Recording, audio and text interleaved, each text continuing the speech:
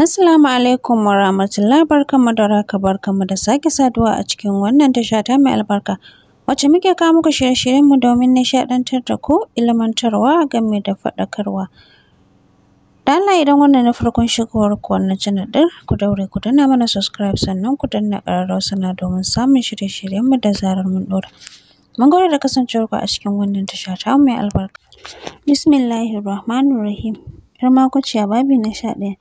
A babin da ya gabata mun tsaya ne a daidai gurin da Hajiya Fadimatu take cewa 'yar makwabciya, 'yar Fadimatu zo nan ki zauna mu yi wa yayanki gargaɗi ko? Bashir ya zaro ido, 'yar makwabciya ma ta zaro ido ne. Haka kwas wannan gargaɗin har da abin da yaro ba zai ji ba. Ita kuwa mahaifiyar Bashir an faɗa mata 'yar makwabciya bazawara ce. Shi yasa za ta yi maganar a gabanta, shi ko gani yake sam bai dace ba, kar ta raina shi. Don kuwa ko da ta taɓa aure har ta haihu hakan ba yana nufin za a yi masa gargaɗi a gabanta ba. Don yarinya ce, ita kuwa mugun tsoronsa ne ya saka ta firgici jin za a yi masa gargaɗi a gabanta. Hajiya Fadimatu ta ƙare musu kallo, sun yi wani cirko-cirko suna kallonta ta ce, 'yar Fadimatu matso kusa da ni zo ki zauna ko ke ma kina jure tsayuwa ne? 'Yar makwabciya ta kifta ido tamkar ta juya ta fice take ji amma kuma ba za ta iya yin hakan ba. Cikin nutsuwa ta ƙarasa ta zauna a ƙasa daidai kafar Hajiya Fadimatu inda shi ma ya ƙaraso ya zauna. Gyara murya ta yi sannan ta fara da addu'a, wato hakan al'adarsu take, idan kai wa yaronka aure sai ka zaunar da shi ka tunatar da shi cewar da yanzu ba ɗaya ba ne. Ka ƙara jaddada masa irin nauyin da ke kansa a yanzu, wanda idan ya yi wasa da su tabbas gobe kiyama yana cikin garari. Sigarsa dai ƙirarsa sai wani ikon Allah. Haka Hajiya Fadimatu ta dage wajen kawo ɗanta ƙwaya ɗaya misali da ayoyi da suka zo mana da muhimmancin iyali da yadda za ka kula da su. Tana tsaka da yi masa wannan jawabin gaba ɗaya ya nutsu, maganganunta na ratsa shi duk da ya san duk abin da take faɗa masa kamar ana ƙara yi masa bita ne, amma ƙwarai yana ratsa shi kuma yana ji a jikinsa cewar dole ne ya kula da iyalinsa. Jin mahaifiyarsa ta yi shiru ne ya sa shi ɗago kai kansa, amma me zai gani? Hawaye take sharewa daga idanunta. Cikin kiɗima ya miƙe tsaye ya ɗare saman kujerar da take zaune, har hannunsa na rawa ya ɗan karkato fuskarta. Ƙwarai hawayen mamansa ke yi. Cikin wata irin murya ya ce, kuka? Hawaye daga idanun maman Bashir? Shin mai ya taɓa wa maman Bashir haka? Mai ya ɗaga mata hankali haka? Hajiya Fadimatu ta yi lallausan murmushi a ranta ta ce, ina kai can da rashin sa'ar mata da kai shi ya saka ni kuka, amma a fili ta ce, ina mamakin girman Bashir ne yau da gobe sai Allah. 'Yar makwabciya ma da ta miƙe tana kallonta sai ta ji hawayen maman Bashir na shigar mata zuciya tankar mahaukaciyarta. Haka kawai ta ji zuciyarta ta tsinke wani irin kuka yana ƙoƙarin zuwar mata. Ta yi iyayenta ta danne shi amma sai da hawayen ya zubo mata ta yi saurin sharewa. Hajiya Fadimatu ta miƙa mata hannu ta matso da ita ta zauna suka saka ta a tsakiya. A hankali ta ci gaba da jawabinta wanda wani har kunya yake bai wa 'yar makwabciya. Wasu abubuwan sai yau ta taɓa jin wai aure akwai su kuma dole a kiyaye. Ita kam ta same ta, ko da yake wanda ya nuna yana son nata ya fasa son nata kenan, ba ta da wata damuwa tunanin idan fa ba ta yi biyayya ba ita ma za ta haɗu da fushin ubangijinta. Sosai ta kwashe lokaci tana ƙara jaddadawa har abokan Bashir suka fara danna masa kira ba ƙaƙƙautawa domin can wajen dinar an taru sosai, har amarya ta zo tana jiran ƙarasowar ango su shige tare. Nan mahaifiyarsa ta sallame shi ya miƙe, su ma suka miƙe don su yi masa rakiya. Ta kama hannun 'yar makwabciya da hannunta na dama, shi ma ta kama hannunsa da na hagu suka saka ta a tsakiya suna ɗan taɓa hira suna ɗan murmushi. Idan har ba sanin su kai ba to lallai za ka rantse cewar su duka 'ya'yanta ne. Sai da suka rako su har daidai motar da tarin mutanen gidan da jama'a suka ciccika daidai wata 'yar madaidaiciyar farar mota mai shegen kyau. Hajiya Fadimatu ta buɗe masa gidan baya don kuwa a yau ta hane shi tuƙi da kansa. Ya rungume ta suka yi irin gaisuwar Larabawa. Ya juyo kan 'yar makwabciya suka kalli juna. Ta yi ɗan murmushi ta ɗaga masa hannu alamar bye-bye. Ya juya ya shige cikin motar tare da faɗuwar gaba da bai san ko ta meye ba. Wajen dina casu ake sosai, kowa yana kwasar gara inda Bashir ya yi shiru yana kallon mutane. Hankalinsa a rabe ke wajen gida da yawa. Daman shi ba ma'abocin son kiɗa ba, ga kuma abin da ke nukurkusarsa wanda yake matuƙar jin haushin kansa da kuma kunyar kansa, don ko wannan tabbas abin kunya ne a gare shi. Sala ta juyo tana kallonsa ta ga hankalinsa a wajen yana wani wajen. Cikin kissa ta mazo daidai kunnensa ta ce miji na tunanin me kake. Mubashir ya murmushi ya kalle ta ce ba komai wifi. Ta ce taso mu yi rawa mana. Ya yi ɗan murmushi ya ce kin san su maman Mubashir suna kallo daga can fa.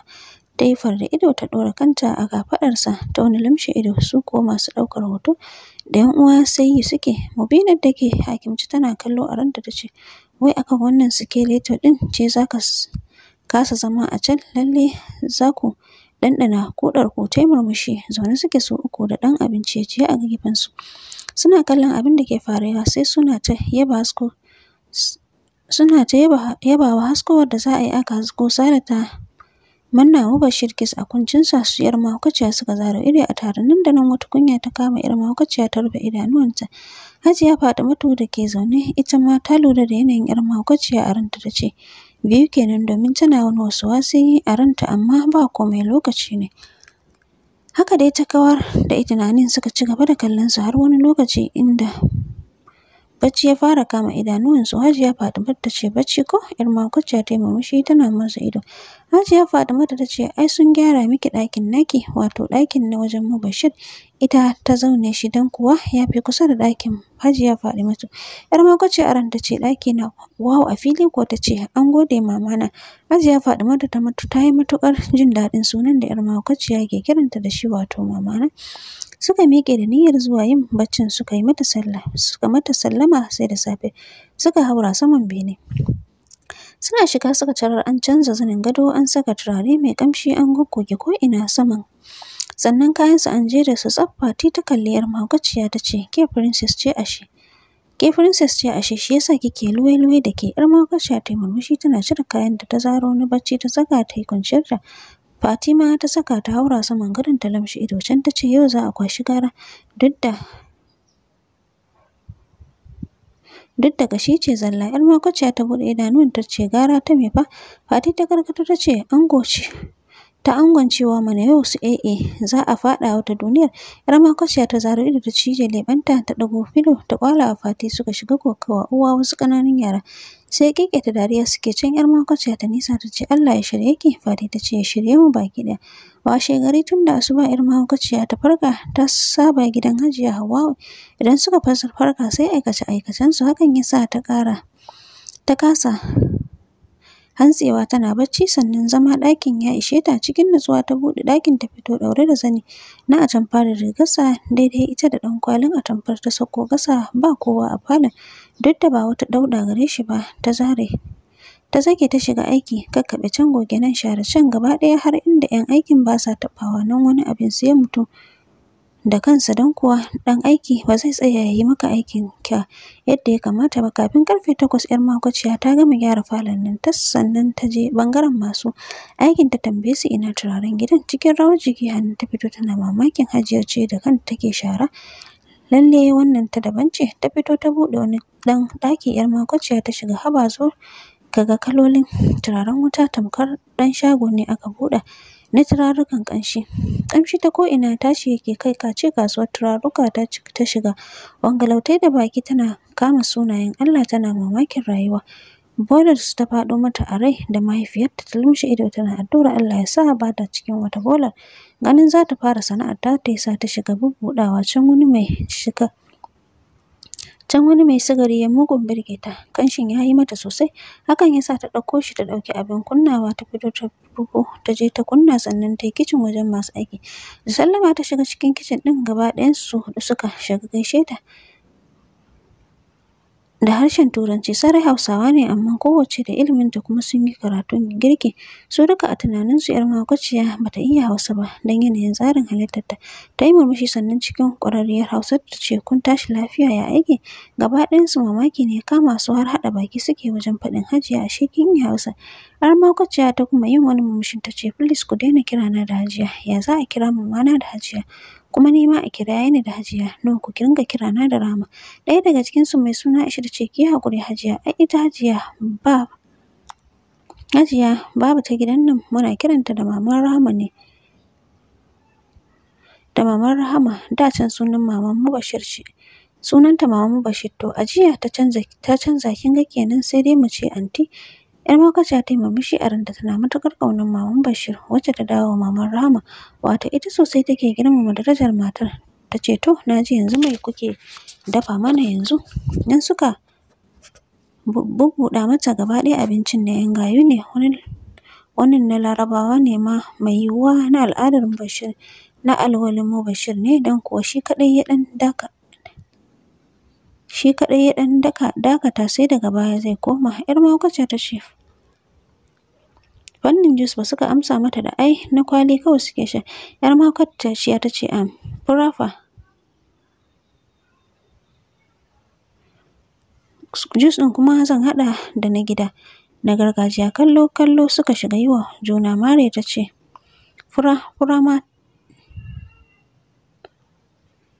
kuma? 'Yar mahaukaciya ta ce yes, ko babu kayan haɗa ta ne? Aisha ta ce akwai sosai, akwai komai da komai don kuwa Alhaji ma muna haɗa masa amma sai ya ce ba ta da taushi amma har hatsin a surfe yake. 'Yar mahaukaciya ta ce ba ya son wacce ba ta hannu ba shi ya sa ya ce hakan. Ɗauko min komai har da babban turmi. Mamakin su daɗa ƙaruwa yake, ballantana da suka ga 'yar mahaukaciya ta dage tana kirɓa fura a turmi sai da ta yi mata libis ta kuma maida ta a tukunya sosai. Furar ta haɗa kanta ta yi wani irin taushi ga uban cikui ga kayan daka. 'Yar mahaukaciya ta kwashe ta ciccirɓa kayanta sannan ta raba gida biyu ta bar musu rabi ta shiga haɗa jus na Hausawa.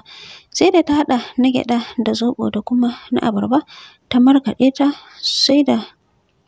su dai sai kallonta suke suna mamakin yadda yarinya mai gata haka har ta iya daka. Karfe 9 ta gama komai ta kwashe ta yi firij da su sannan ta haura sama don yin wanka. Daidai lokacin Hajiya Faɗimatu ta sauko. Tunda ta sauko farin take mamakin gyaran ɗakin ta yi murmushi ta ce lalle yau Hannu ta yi abin kanta, ita ce ta tashi da wuri haka ko dai wani wajen za ta tafi. Tana zama ta danna kiran ɗakin su, nan da nan sai ga Hannun ta duka har ƙasa tana gaisar da Hajiya Faɗimatu. Hajiya Faɗimatu ta amsa mata da fara'a sannan ta ce yau su Hannu an yi abin kai, an yi aiki da wuri. Hannu ta sosa kai cike da kunya ta ce maman Rahama ai Anti Rahama ce ta yi gaba ɗaya aikin nan. Hajiya Faɗimatu ta zaro ido ta ce wace Rahama tawa? Hanne da tsoro ya kama ta ce ita maman Rahama ai har da fura ta yi a kicin. Mamakin Hajiya Faɗimatu ya kasa ɓoyuwa sai ga su 'yar mahaukaciya suna saukowa Fati har da akwatinta.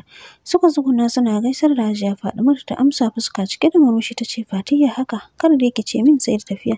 Fati ta san da kanta tana murmushi ta ce wallahi mama yanzu yaya ne ya kira na ya ce ya kwana a Lagos na yi masa kwatance ya biyo ya ɗauke ni don yanzu zai wuce gida. Hajiya Faɗimatu ta ce ayya to ai sai kin karya ko? Fati ta ce mama ai ya daɗe da isowa tana ɗan murmushi. Hajiya Faɗimatu ta miƙe tana faɗin maza a haɗa mata kayan karya a kwano. Ita kuma ta haura sama ta haɗa Fati 19 ta arziki. Ma'aikatan gidan suka kwasa suka yi waje da su. 'Yar mahaukaciya ta yi mata rakiya har waje suna yi wa juna bai cike da kewar juna. Ta juyo za ta shiga falo kenan. Ta ga wata mota mai mahaukaciyar kyau ta shigo da wani irin gudu tamkar za a tashi sama. Gabanta ne mugun faɗuwa ganin wadda ke cikin motar ke ƙoƙarin fitowa daga cikin motar. Ta ƙarasa mai da hankalinta tana kallon sa. Shaddar jiya ce a jikinsa a ɗan yamutse kaɗan daga sama sannan fuskar nan a mugun haɗe tamkar ba shi ne jiya yake son kin yin murmushi ba. Bata ankara ba sai gani ta ya gifta ta ya shige falo. Haka kawai ta tsinci kanta da kasa komawa don kuwa yanayinsa zai nuna maka cewa yana cikin ɓacin rai sannan yana da buƙatar ganawa da mahaifiyarsa. Mubashir kenan yana shiga sanyin ƙamshin falon da daddaɗan turaren da aka kunna suka yi da ke hancinsa ya lumshe idanuwansa ya saki ajiyar zuciya. Hajiya Faɗimatu da ke zaune ta baiwa ƙofar baya ta ji alamar an shigo amma bata waigo ba ta ce 'yar Faɗimatu kin dawo daga rakiyar sai ki zo ki faɗa min a ina kika iya daga fura mai kyau haka. Cikin nutsuwa da karayar zuciya yake taka har kusa mahaifiyarsa a hankali ya zagaya gabanta ya tsuguna ya ɗora kansa saman cinyarta. Hajiya Faɗimatu da ta yi mutuwar zaune ganin Mubashir a wannan rana. Shi da ya kamata sai a gobe a gashi yau ya zo karfe 10 na safe sannan ba a cikin hayyacinsa ba. A hankali ta ɗora hannunta na dama tana shafar sumar kansa wacce da ɗan ruwa-ruwa a jikinta shaidar ya yi ta wanke kansa don ya ji sauƙin abin da ke damunsa. A hankali yake samun nutsuwa yana sakin ajiyar zuciya. Sannan yana gode wa Allah da jama'ar gidansu duk sun juya sun bi jirgi. Ƙarfe 2 na dare zuwa ƙasa mai tsarki, wasu kuwa 'yan Chadi na ƙarfe 5 suka bi. Hajiya Fatimatu ta ɗan dakata da addu'ar da take tofa masa ta ce, mai ya fito da angon jiya yau? Mai ya fito da saurayi yau? Shin ya yarda al'adarmu ne ko yaya?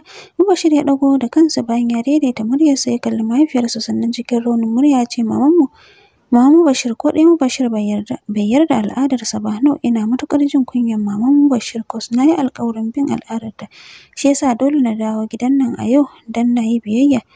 Mama na I'm sorry. Rumtsa ido Hajiya Fatimatu ta yi domin sarai ta gane inda zancen ya nufa. Wato Sahla ba cikakkiyar budurwa ba. Masha Allah, duka anan zan dakata, sai ku biyo mu domin jin ci gaban labarin. Kar ku manta ku danna mana subscribe sannan ku danna ƙararrawar sanarwa domin samun shirye-shiryenmu da zarar mun ɗora. Mun gode da kasancewarku a cikin wannan tasha ta mai albarka.